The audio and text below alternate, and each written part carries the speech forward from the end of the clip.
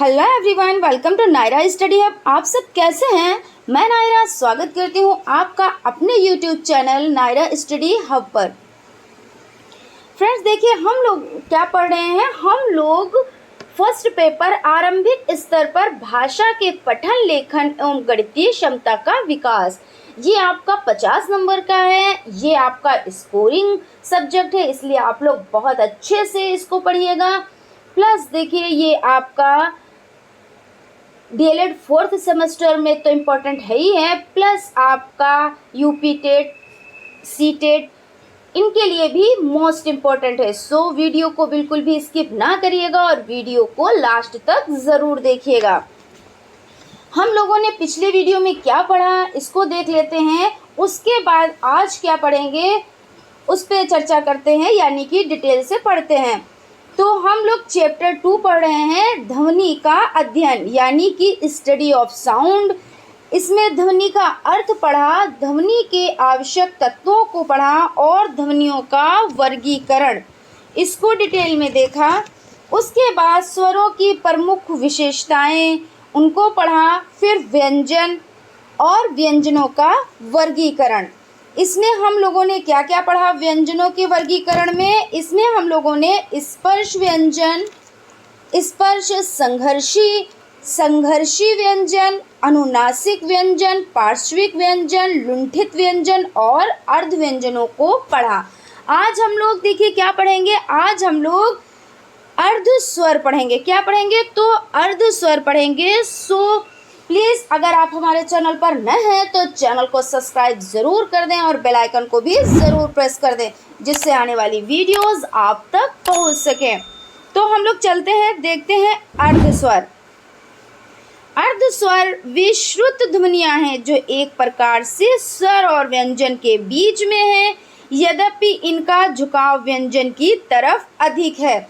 इसमें देख लेते हैं अर्धस्वर कौन कौन से हैं। तो अर्धस्वर आपके हो जाते हैं या और वाह हो जाता है। या और वाह कौन से हैं? तो अर्धस्वर हो जाते हैं। उसके बाद चलते हैं, देखते हैं स्वर तंत्रियों के आधार पर वर्गीकरण। तो स्वर तंत्रियों के प्रयत्न के आधार पर वर्गों यानी वर्णों के दो भेद किए जा सकते हैं। कितने भेद किए जा सकते हैं? तो दो भेद किए जा सकते हैं, जिनमें आपका घोष वर्ण हो जाता है और सेकंड नंबर पर आपका कौन सा हो जाता है? आपका अघोष हो जाता है। तो हम लोग सबसे पहले देखिए घोष वर्ण को देख लेते हैं। घोष वर्ण जिन वर्णों के उच्चारण में एक प्रकार का कंपन, नाद, आवाज या घोष उत्पन्न होता है, हिंदी में इन वर्णों को घोष कहते हैं। इनकी संख्या 31 यानी कि 31 होती है। इसमें सभी स्वर आ से ओ तक, छोटा आ, बड़ा आ, छोटी ई, बड़ी ई, छोटा ऊ और बड़ा ऊ और ऋ, ए, आए, ओ, आओ और देखिए उसके बाद आपके हो जाते हैं गा, घा, अड़ा, जा, छा, इया, टा, ढा, अड़ा, ता, था, ना, पा यानी बा, भा, मा और या, रा, ला, वा और हा। तो ये सभी स्वर 3 यानी कि जो 3rd नंबर का है, 4 नंबर का और 5 नंबर का है, वे वर्ण और या, रा, ला, वा और हा हो जाते हैं। तो इनको देखिए, इसमें थोड़ी सी कंफ्यूजन क्रिएट हो गई होगी कि ये मतलब गा, घा और अड़ा, जा, झा, इया ये किस तरीके से हैं। तो हम आपको बता देते हैं। हम लोग चलते हैं आघोष वर्ण की तरफ। पहले आघोष पढ़ते हैं, उसके बाद हम लोग घोष को समझते हैं। तो आघोष को समझ लेते हैं। जिन वर्णों के उच्चारण में केवल नाद का प्रयोग नहीं होता है, उन्हें आघोष वर्ण कहते हैं। इनको बोलने में केवल श्वास का उपयोग होता है। किसका उपयोग होता है? श्वास का उपयोग होता है। इनकी संख्या 13 यानी कि 13 होती है, जो कि इस प्रकार है। तो का, खा, चा, छा, टा, ठा, ता, था, पा, फा और सा, शा और शा यानी कि तीनों शा हो जाते हैं। और आपका देखिए हा उसमें हो जाता है घोष में। और तीनों सा किस में हो जाते हैं, 3 सा, यानी कि शा, शरीफे वाला शा, पिछड़ी शा और छोटा सा, ये आपके कौन हो जाते हैं, ये आघोष में हो जाते हैं। अब इसको समझते कैसे हैं, आपका जो पहला और दूसरा यानी का और खा, आपका लाइन का पहला और दूसरा अक्षर है ना, उसके बाद चा और छा लाइन का कौन सा अक्षर है, पहला और दूसरा, यानी कि फर्स्ट और सेकेंड। उसके बाद टा और ठा लाइन का कौन सा अक्षर है, तो ये भी पहला और दूसरा है। उसके बाद ता और था ये भी आपका पहला और दूसरा यानी कि फर्स्ट और सेकेंड अक्षर है। उसके बाद पा और फा ये भी आपका फर्स्ट और सेकेंड, यानी कि देखिए कहने का मतलब ये है कि आघोष वर्ण उनको कहते हैं जो लाइन का यानी कि का की अगर कंठ का है या तालु का है या मूर्धा का है या दंत का है, तो उसमें जो आपका पहला और दूसरा अक्षर होता है वो आघोष होता है। आप लोग इस तरीके से समझिए कि आघोष कौन से होते हैं, तो पहला और दूसरा अक्षर, हर लाइन का पहला और दूसरा अक्षर क्या होता है, तो आघोष होता है। अब देखिए घोष को समझ लेते हैं कि जो 1 और 2 यानी कि पहला और दूसरा आपका आघोष हो गया, क्या हो गया, पहला और दूसरा आपका आघोष हो गया।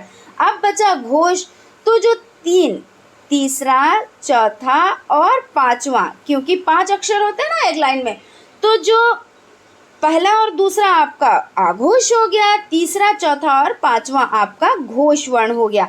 तो इस तरीके से आप लोग अच्छे से याद रखिएगा, इसको माइंड में आप लोग सेट कर लीजिए कि कौन सा होता है। तो देखिए आघोष आपका पहला और दूसरा अक्षर होता है और घोष आपका कौन सा होता है, तो तीसरा, चौथा और पांचवा अक्षर होता है। ठीक है ना, उम्मीद करती हूँ आप लोगों को बहुत अच्छे से समझ में आ गया होगा। अब देख लेते हैं प्राणत्व के आधार पर वर्गीकरण। तो प्राणत्व के आधार पर वर्गीकरण इस प्रकार है कि प्राण का अर्थ है हवा। आप लोग बहुत अच्छे से जानते हैं कि अगर हवा ना हो तो हमारे प्राण नहीं रहेंगे, तो उसी को कहा गया है प्राण का अर्थ है हवा या हवा की शक्ति। इस आधार पर कुछ व्यंजन अल्प प्राण एवं कुछ महाप्राण कहे जाते हैं। अल्प प्राणों को देख लेते हैं, यानी जो अल्प प्राण हैं उनको देख लेते हैं।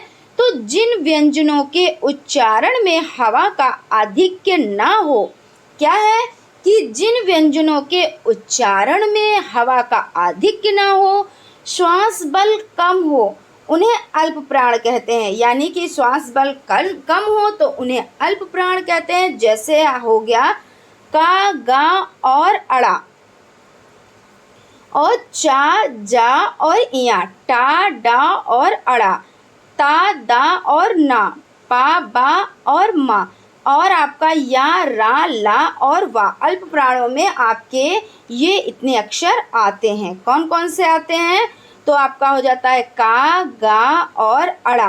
तो का के बीच में कौन सा अक्षर रह गया आपका, देखिए का के बीच में, देखिए का के बाद खा आता है ना, और खा के बाद गा आता है, और फिर गा के बाद आपका घा आता है, और घा के बाद आपका अड़ा आता है।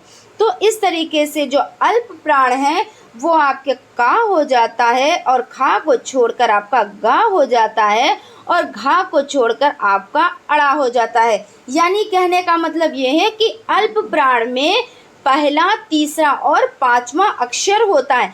उसी प्रकार आप लोग समझ लें, देखिए जितने अच्छे से आप लोग समझेंगे, जो कन्फ्यूज़न है उसको आप ख़त्म करेंगे, तभी चीज़ें समझ में आएंगी। अब एक आपने रट्टा मार लिया तो चीज़ें समझ में नहीं आती हैं, क्योंकि इसमें ये होता है कि कागा अड़ा हमने याद कर लिया, लेकिन ये आया कैसे नहीं समझे तो वो चीज़ नहीं समझ में आ पाती है, और फिर बाद में क्या होता है उसमें कन्फ्यूज़न क्रिएट हो जाती है। और जब भी कोई टॉपिक है उसको सीरियसली अगर सॉल्व किया जाए, उसको सीरियसली समझा जाए, तो चीज़ें बहुत अच्छे से समझ में आ जाती है। क्वेश्चन कितना भी घुमा के पूछ लिया जाए, लेकिन क्या होता है, जैसे कि डीएलएड में तो खैर घुमा के नहीं पूछते हैं, लेकिन आपका सीटेड हो गया, सुपर टेड हो गया, यूपी टेड हो गया, उसमें क्वेश्चंस घुमा के पूछ लिए जाते हैं, तो उसमें प्रॉब्लम क्रिएट हो सकती है। लेकिन आप जब आपका टॉपिक जो है वो एकदम क्लियर होगा, तो चाहे वो कितना भी घुमा के पूछ लें तो कोई भी प्रॉब्लम नहीं होती है, सॉल्व कर लिया जाता है। ठीक है ना, तो कहने का मतलब ये है कि का और गा और अड़ा जो आपका पहला, तीसरा और पांचवा अक्षर है वो क्या है, तो वो अल्प प्राण है। उसके बाद देखिए चा हो गया आपका, चा के बाद आता है छा, और छा के बाद आपका आता है जा, और जा के बाद झा आता है, और झा के बाद या आता है। तो इसमें है आपका चा हो गया, और छा को छोड़कर जा हो गया, और झा को छोड़कर इया हो गया। तो जो आपका पहला, तीसरा और पांचवा अक्षर है तो आपका क्या हो गया, अल्प प्राण हो गया। इसी तरीके से ता, दा और ना। अब ता के बाद कौन सा आता है, तो था आता है, और था के बाद ता, था, दा, धा और ना। तो आपका ता हो गया, और था को छोड़कर दा हो गया, और धा को छोड़कर ना हो गया। तो इस तरीके से पहला, तीसरा और पांचवा जो अक्षर है वो क्या हो जाते हैं, तो वो अल्प प्राण आपके हो जाते हैं। और इसमें या, रा, ला और वा ये भी आपके अल्प प्राण में आते हैं। कौन कौन से, तो या, रा, ला और वा ये भी आपके अल्प प्राण में आते हैं। अब चलते हैं, देखते हैं महाप्राण व्यंजन।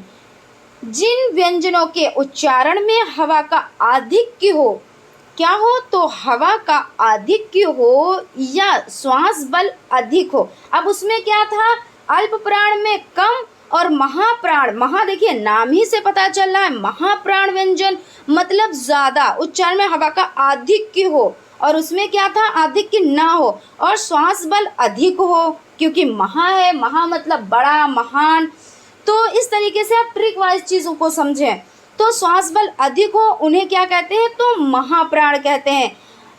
इसमें कौन कौन से हो जाते हैं, इसमें खा और गा हो जाते हैं, चा और झा हो जाते हैं, टा यानी टा नहीं, ठा और ढा हो जाता है, था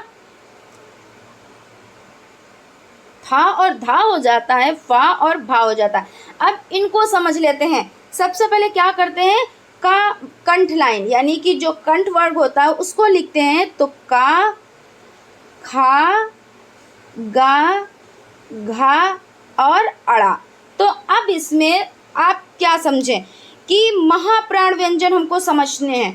तो खा देखिए, का हो गया आपका अल्प प्राण, और खा को छोड़कर गा हो गया अभी जो हम लोगों ने समझा, और अड़ा हो गया। अब इसमें बचे क्या, तो इसमें आपका खा बचा और घा बचा।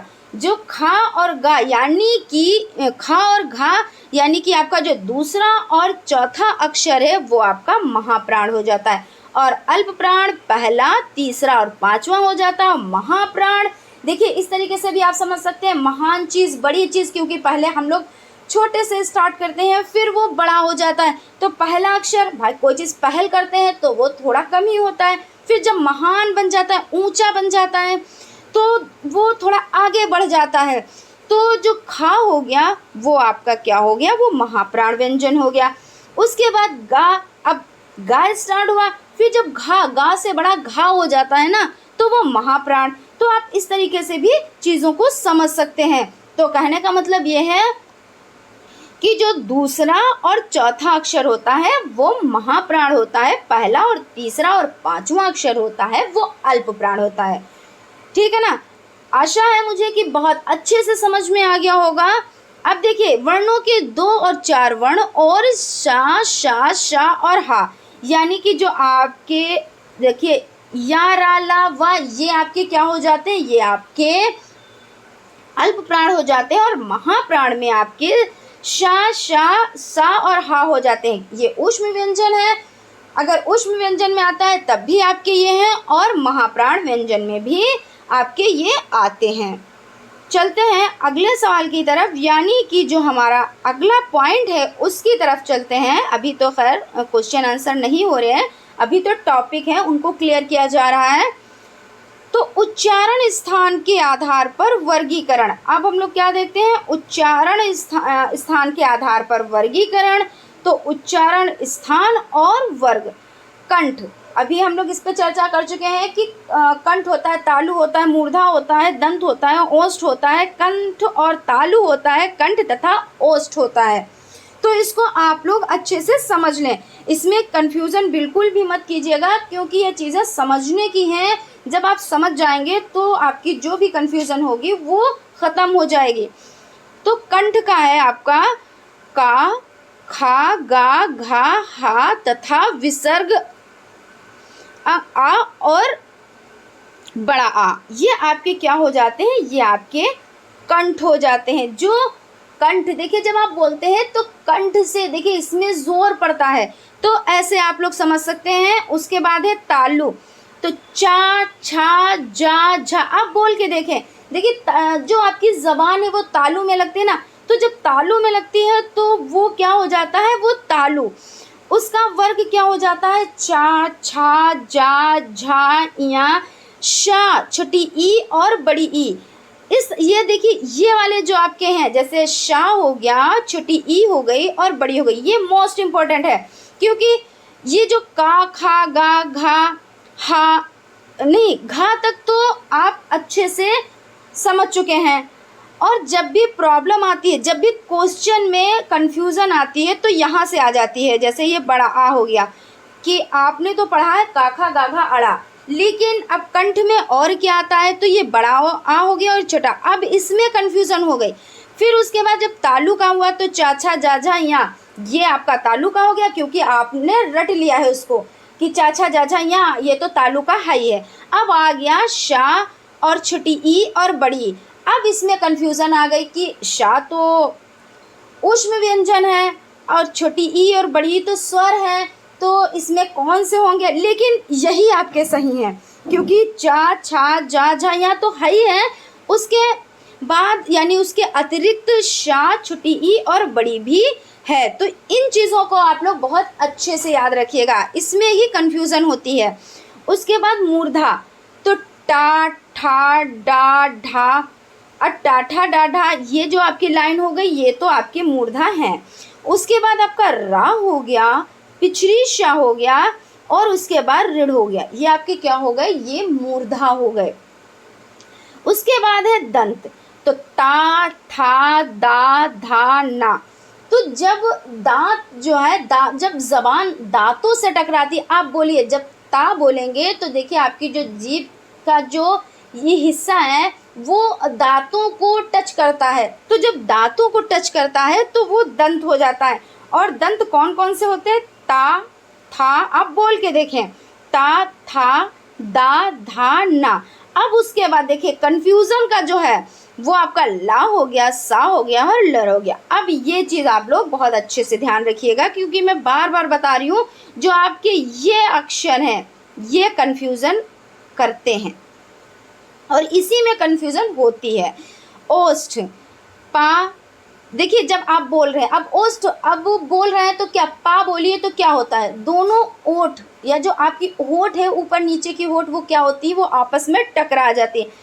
पा, देखिए बोल के देखें, पा, फा, बा, भा, मा, देखिए एक में टकरा गई ना। तो और फिर उसके बाद छोटा ऊ, बड़ा ऊ, देखिए छोटा ऊ, बड़ा ऊ, तो ये आपके क्या हो गए, ये आपके ओष्ठ हो गए। उसके बाद कंठ तथा तालु, अब कंठ और तालु, तो ए आए, जब आपने देखिए ए और आए बोला तो कैसे, कंठ ए और तालु से भी टकराया, ए आए। उसके बाद कंठ तथा ओष्ठ, ओ, अब देखिए का से, कंठ से तो निकला, उसके बाद होठ भी आपकी गोल हो गई, तो इसका मतलब क्या हुआ, कंठ और होष्ठ। उसके बाद दंत तथा ओष्ठ, तो दंत और ओष्ठ में बोल के देखें आप लोग इस पे, दंत तथा ओष्ठ, तो वा, तो देखिए दांत में जीभ टच हुई और उसके बाद होठ आपकी गोल हो गई, तो दंत तथा ओष्ठ कौन सा हुआ, वा, है ना। उसके बाद नासिका, ड़ा, या और ड़ा, ना, मा, मतलब नासिका मतलब कोई वर्ड जब नाक से निकल रहा है, जैसे माँ, तो ऐसा लगा ना नाक से निकला, ना, अड़ा, या और ये अड़ा, ये आपके नासिका हो जाते हैं। उम्मीद करती हूँ आप लोगों को बहुत अच्छे से समझ में आया होगा। अब देख लेते हैं अगला टॉपिक जो है, यानी अगला पॉइंट जो है वो देखते हैं संयुक्त तथा असंयुक्त आधार पर वर्गीकरण। तो इस आधार पर व्यंजनों के 3 भेद किए जा सकते हैं। अब कौन कौन से भेद देखते हैं? असंयुक्त और संयुक्त और द्वित्व। अब असंयुक्त में कौन कौन से हो जाते हैं? जैसे का हो गया, टा हो गया, ये आपके क्या हो गए? ये असंयुक्त हो गए। और संयुक्त जैसे कट, लय। अब आधा का के बाद टा, आधा ला के बाद या, इस तरीके के क्या हो जाते हैं? ये संयुक्त हो जाते हैं। और द्वित्व जैसे क, आधा का के बाद पूरा का, आधा पा के बाद पूरा पा और आधा ता के बाद पूरा ता। तो ये आपकी क्या हो जाते हैं? ये आपके हो जाते हैं द्वित्व। जैसे पत्ती, क्या? जैसे पत्ती, ये आपका क्या हो गया? ये द्वित्व हो गया। इस तरीके से आपके संयुक्त आधार पर यानी इस आधार पर व्यंजनों के 3 भेद हो सकते हैं। कौन कौन से? तो असंयुक्त, संयुक्त और द्वित्व। अब देखते हैं आघात तथा स्वराघात। तो जब किसी ध्वनि विशेष पर विशेष बल या जोर देकर उसका उच्चारण किया जाता है तब उसे क्या कहते हैं? तब उसे आघात कहते हैं। यानी आघात किसे कहते हैं? कि जब किसी ध्वनि विशेष पर विशेष बल या जोर देकर उसका उच्चारण किया जाता है तब उसे क्या कहा जाता है? तो उसे आघात कहते हैं। इसके जो आपके उदाहरण हैं और इससे आगे के जो पॉइंट है वो नेक्स्ट वीडियो में आप लोग पढ़ेंगे। फ्रेंड्स, आज यहीं तक। आप लोगों को वीडियो कैसी लगी प्लीज़ कमेंट ज़रूर करें। हमारे चैनल को लाइक करें, सब्सक्राइब करें और बेल आइकन को भी ज़रूर दबा दें जिससे आने वाली वीडियोस आप तक पहुंच सके। और फ्रेंड्स, अगर आप लोगों को PDF नोट्स चाहिए तो आप लोग हमारे टेलीग्राम चैनल से जुड़ सकते हैं जिसमें आप लोगों को फ्री PDF नोट्स प्रोवाइड हो जाएंगे। तो फ्रेंड्स, थैंक यू।